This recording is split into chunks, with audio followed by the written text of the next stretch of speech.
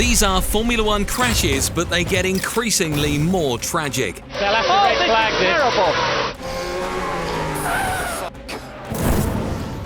this. Starting with one of the most terrifying crashes. And there's Lewis Hamilton slewing into the wall, and oh dear, Roman Grosjean and Fernando Alonso.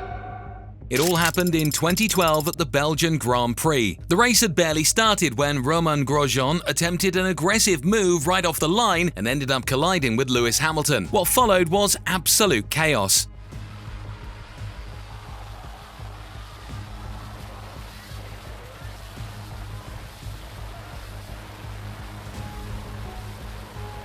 Grosjean's car literally took off and flew over Alonso's, missing the Spaniard's head by inches. It was one of those moments that made your heart stop for a few seconds. But what happened to Michael Schumacher is even more frightening. At the Silverstone circuit in 1999, Schumacher lost control of his car on the very first lap after a brake failure and crashed hard into the tyre barrier.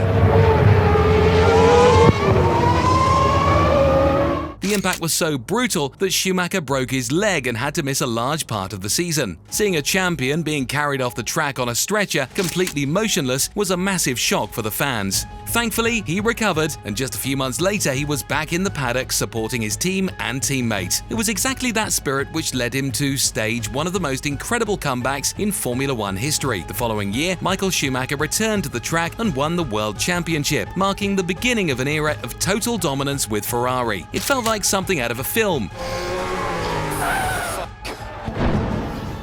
In 2020, driver Romain Grosjean lived through terrifying moments at the Bahrain Grand Prix. On the very first lap, Grosjean made a move and clipped Daniel Kvyat, flying off the track at incredibly high speed. His car smashed through the metal barrier and split in two. The scariest part was that for several seconds, all you could see were intense flames and thick black smoke. But then, like something out of a film, Grosjean emerged from the flames.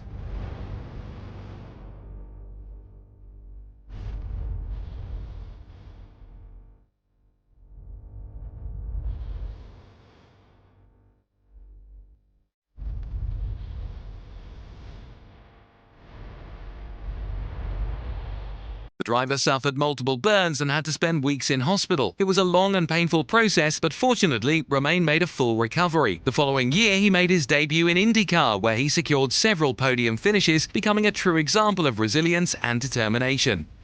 But without a doubt, one of the most tragic years in Formula One was 1994. To start with, during practice for the San Marino Grand Prix, Rubens Barrichello lost control of his car and crashed hard into the barriers. The impact was so severe that he was knocked out instantly, and anyone watching on TV was certain the worst had happened.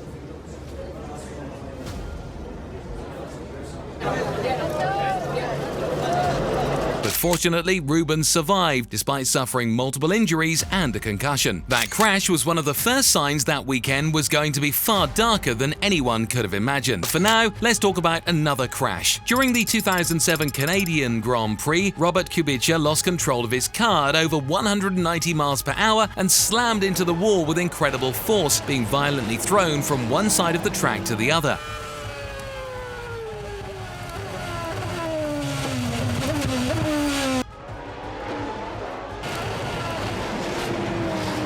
The crash was so violent that the car was completely torn apart, and many feared he wouldn't survive. They brake from 190 miles an hour down to just 40 miles an hour there.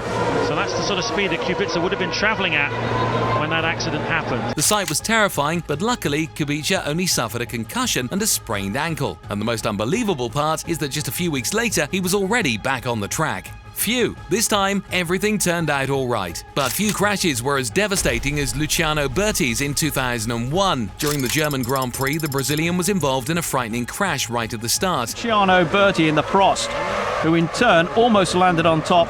What happened was that Michael Schumacher's Ferrari suffered a technical issue and suddenly slowed down. At that moment, Berti, who was coming at high speed, had no time to react, and the worst happened. This is a replay of the start. Berti in the Prost, running up the back of Michael Schumacher, almost landing on top of the arrows. He hit the back of the Ferrari with such force that his car was launched into the air and came crashing down onto the tarmac in a brutal impact. Luckily, no one was seriously injured, but that was only the beginning of the Brazilian streak of bad luck. At the Belgian Grand Prix that same year, Luciano shocked the world once again with a second crash, even more devastating than the first. While attempting to overtake Eddie Irvine, Bertie lost control and his car slammed into the tyre barrier at nearly 185 miles per hour. The force of the impact was so extreme that Bertie ended up buried under the tyres for several minutes, and when rescuers finally managed to pull him out, he was found with multiple injuries and a concussion. Fortunately, Bertie survived, but he never returned to Formula One after that day. But now we need to talk about the crash that left 13 cars completely destroyed. They'll have to red flag this. Terrible. What happened at the 1998 Belgian Grand Prix is simply terrifying. Right on the first lap, amid heavy fog and a wet track, David Coulthard lost control of his McLaren as he exited the corner, and within seconds, more than 13 cars were wrecked in the middle of the track. Oh, who was that? Coulthard in the wall. David Coulthard into the wall. Will stop the race. They'll have to red flag this. Terrible. Look, this is quite appalling. This is the worst start for a Grand Prix that I have ever seen in the whole of my life. By a miracle, no one was seriously injured, but what happened that day will surely never be forgotten. In this next crash, a tyre nearly took the life of Michael Schumacher's brother and caused one of the biggest embarrassments in Formula One history. It all happened at the 2005 United States Grand Prix. At the time, several Michelin tyres were failing on the fastest corner of the circuit, but the biggest failure happened to Ralf Schumacher. During practice, the driver had a very serious crash, smashing brutally into the wall.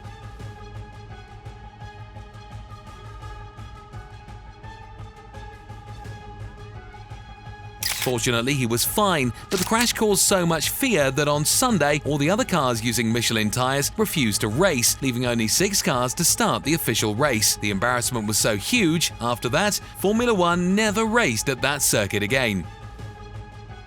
But this next crash went down in history as one of the greatest stories of resilience in Formula One. During the 1976 German Grand Prix, Niki Lauda's Ferrari crashed violently into the guardrail and caught fire immediately. To make matters worse, Lauda was trapped in the burning car. By a miracle, he was rescued alive, but even so, his condition was desperate. The driver suffered severe burns to his face and airways and was in a coma for several days. Despite his long and painful recovery, Nick returned to racing just 6 weeks later and finished the season brilliantly, battling James Hunt for the championship right up to the final race. And it didn't stop there. Shortly after, he went on to win more world championships, cementing his place as a true Formula One legend. Our next crash was so brutal it threw the driver clear out of the car. The year was 1990, when everyone at the Jerez circuit in Spain witnessed driver Martin Donnelly fighting for his life. During practice, he lost control of his car at over 155 miles per hour and crashed violently into the guardrail. The impact was so severe that the car's cockpit disintegrated and Donnelly's body was thrown onto the track, still attached to the seat. In a shocking scene, the driver suffered multiple fractures to his legs and head and spent months recovering. Fortunately, he survived, but the crash ended his Formula One career. But now let's talk about one of the most terrifying crashes in Formula One. In 1980, at the Montreal circuit in Canada, the French driver, Jean-Pierre Jabouille, suffered a brutal crash. During the race, he lost control of his car at very high speed and slammed violently into the barrier. The impact was so devastating that the car was completely destroyed, and Jabouille was pulled from the wreckage with several fractures to both legs. After that, months of surgeries and a long recovery followed, marked mostly by intense pain. But thanks to Jabouille's efforts and the excellent work of the doctors, the driver managed to return to racing, and although he never achieved results as good as before, his efforts will surely never be forgotten. But on this other day, it took just one spring to create the most terrible moment in Formula One history.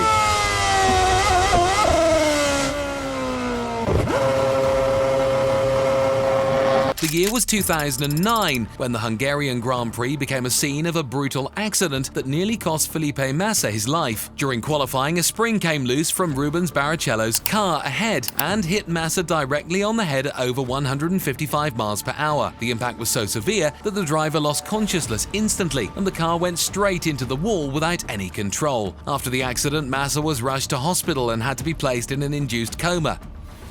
Thank God he survived, but he had to miss the rest of the season. Well, I don't remember anything, to be honest. I don't remember my Q2.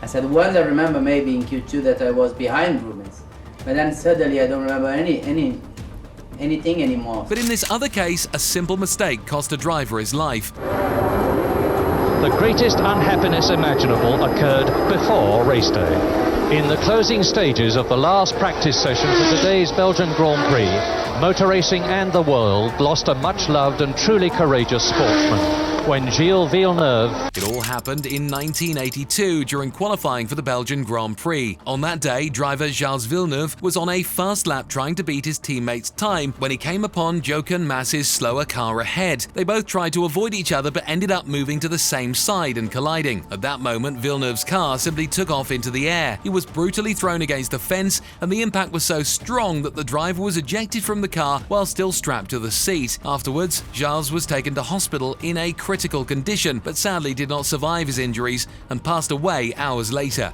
But the tragedies didn't end there, because that same year something just as awful happened. During the Canadian Grand Prix, driver Didier Pironi experienced car trouble and ended up stuck on the grid. At that moment, Riccardo Paletti, who was making his second Formula One race, came speeding up and crashed straight into the back of Pironi. There's all sorts of trouble on the grid. Pironi had stalled and several cars involved, and one car, it looks like one of the Azellas, has hit very hard the back of Pironi's car.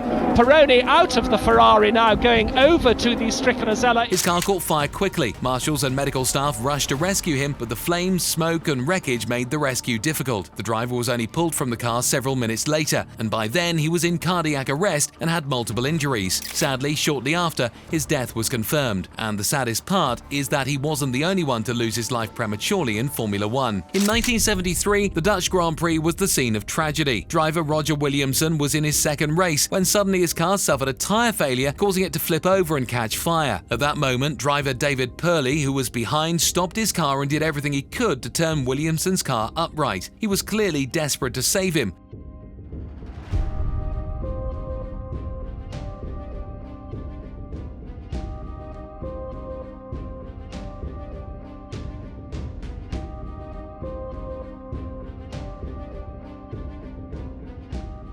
But unfortunately, he couldn't, and Williamson was engulfed by the flames, trapped by his safety harness. The scene of Purley crying and kicking the car unable to save him is undoubtedly one of the most heartbreaking images in Formula One history. But perhaps one of the most tragic accidents in history was at the 1978 Italian Grand Prix. Right at the start, Swedish driver Ronnie Peterson was involved in a terrible crash following a multiple car pileup. At that moment, his car slammed into the wall and caught fire almost immediately, with Peterson still trapped inside the wreckage. Other drivers like James Hunt and Clay Ragazzoni rushed to help and managed to get him out of the burning car. Thanks to their efforts, he was taken to hospital, and although he had multiple fractures, it seemed like he would be okay. But sadly, a few hours later, Peterson developed an embolism and passed away due to complications. This driver suffered such a brutal crash that it changed Formula One's rules forever. Just by watching this video, you probably already know who I'm talking about. After all, it's impossible to talk about F1 tragedies without mentioning Jules Bianchi. During the 2014 Suzuka Grand Prix, Bianchi lost control of his car and collided with a tractor that was removing another car from the track. The impact was so severe that the driver suffered a brain injury and, despite receiving medical help, fell into a coma. For 9 months, everyone hoped for his recovery, but in July 2015, the worst happened. Unfortunately, Bianchi did not survive. He was the first driver to lose his life as a result of an accident. But remember when I said that this accident changed the rules of Formula One? That's right. What happened that day exposed a series of serious flaws in F1 safety protocols, and as a result, the FIA decided to introduce the virtual safety car to immediately slow down cars in hazardous areas. They also introduced brighter light panels to give clearer signals to the drivers. And so, from the very beginning, that week had been chaotic. On Friday, Rubens Barrichello had a terrible crash. And on Saturday, Roland Ratzenberger lost his life.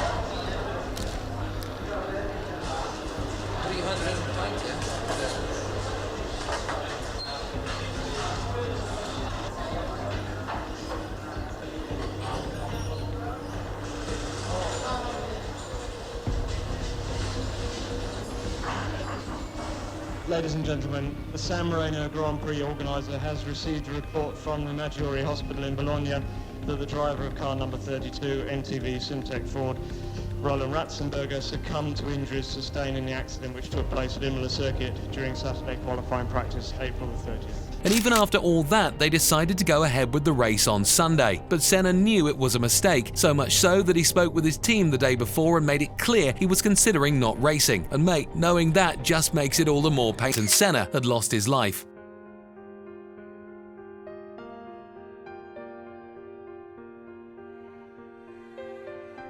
And the yellow helmet became an eternal symbol of courage, talent, and passion. Moreover, his accident drastically changed Formula One rules, making it much safer for the drivers. And that's why, even after all this time, Ayrton Senna still lives on. Not just in the victories he achieved, but in the lives he helped save through his legacy. Tudo isso que eu consegui foi através de dedicação, perseverança e muito desejo de atingir os meus objetivos, muito desejo de vitória, vitória na vida, não vitória como piloto. E a vocês todos que assistiram e estão assistindo agora, eu digo que seja quem você for, seja qualquer posição que você tenha na vida, um nível altíssimo ou mais baixo social, tenha sempre como meta muita força, muita determinação e sempre faça tudo com muito amor e com muita fé em Deus, que um dia você chega lá, de alguma maneira você chega lá.